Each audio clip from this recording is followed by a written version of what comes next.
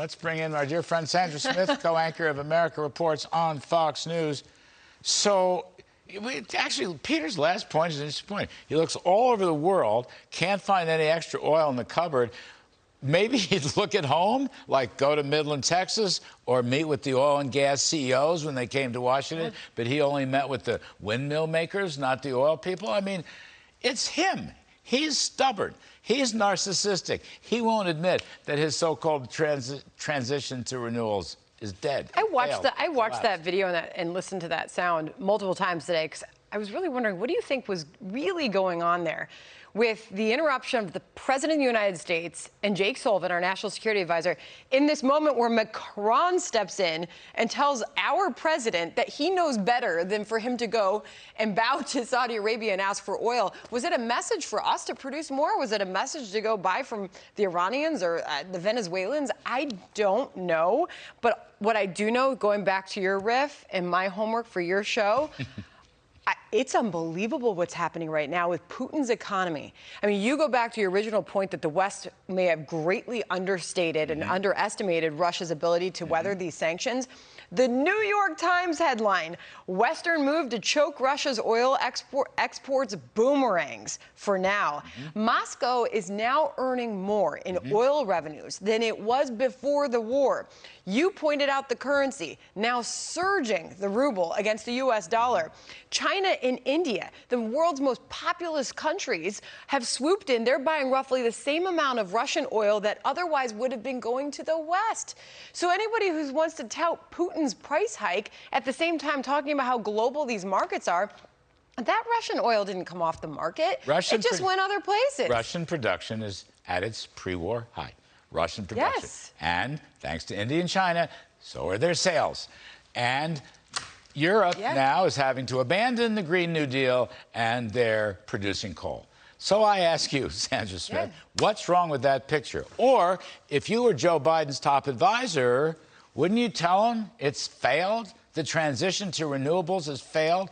Russia shot a hole through it. The Europeans are shooting a hole through it. And you have shot yourself in the foot. Yeah. And then Why would they do that? You go to that, groundbreaking discussion happening at the G7 table of leaders about price caps. Oh, that works. How good is that? Never, ever, ever has. And no economist looking at that is suggesting that that is going to work. I mean, I guess the idea is to create some sort of incentive for Vladimir Putin to continue sending oil. At the same time, we're gonna collectively say we're gonna limit how much we're paying for those barrels of oil to stick it to you. Sorry, but he's in a much better position now than anybody, I think, predicted. To your point about the amount of oil flowing out of Russia, I found it hard to believe. Put in a brain request knowing I was going to visit you here today. The estimates right now, it's hard to track down because it's not like we can depend on Russia's reporting on this, but Russia earned $20 billion in May from oil sales, okay? That was May. That was up almost $2 billion. It was an increase of $2 billion from April, okay? January 2022, before the invasion of Ukraine ever happened, Russia oil sales were $20 billion. We are right back where things were pre-invasion. Nobody, by the way, these sanctions, I don't know. The American sanctions are supposed to kick in at the end of this month. I haven't seen a word about it in the newspapers. But the European sanctions were never immediate. They were always mañana, end of the year. Yeah. We'll deal with it later, Right. And they're starving for oil and gas right now. So they're going to coal. I mean, my point is, number one, socialist price controls have never worked, ever, any place, any time. We've had that experience here. We had price controls on oil in the 1970s. What did we have? Long lines, people shooting each other at gasoline stations, supplies were short, and prices actually on the black market were very high, and eventually Ronald Reagan had to decontrol and prices fell. All right. When has this socialist idea of price controls ever worked? And why is our Treasury Secretary pushing for it?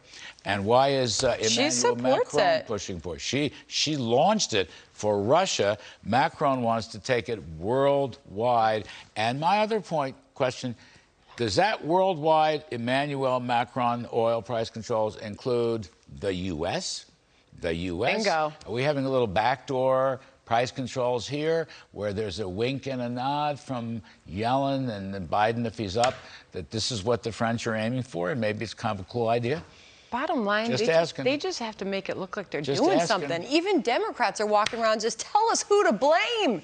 Right? I mean, this is just another Band-Aid on the problem, and never, ever in history have we seen price controls like this work for any extended period of time. And I'm telling you right now, Germany just came out and said it today. They're really worried about the upcoming winter. I mean, it's going to be cold. There could be a serious gas situation, a deteriorating gas situation.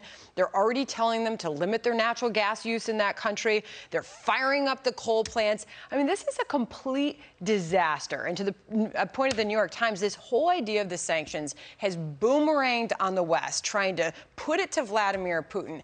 And here we are in the United States. I mean, by the way, you saw oil has been down the past few days and it's back up today. You can't say it has nothing to do with this. And we've got the resources back here at home. We have an administration that is not willing to do anything about that or acknowledge it. Know who's going to have a rough winter? Who? Joe Biden's going to have a rough political winter. There you go. All right, that's the best I can come up with. There has to be some good news. We want to restore life, liberty, and the pursuit of happiness. Amen. We must do this. Is this the big special tomorrow? This is the special tomorrow. Sandra Smith, you're pretty special. I mean, I'm just pretty fired up about this, if you can't tell. I mean, it's like, I can see it.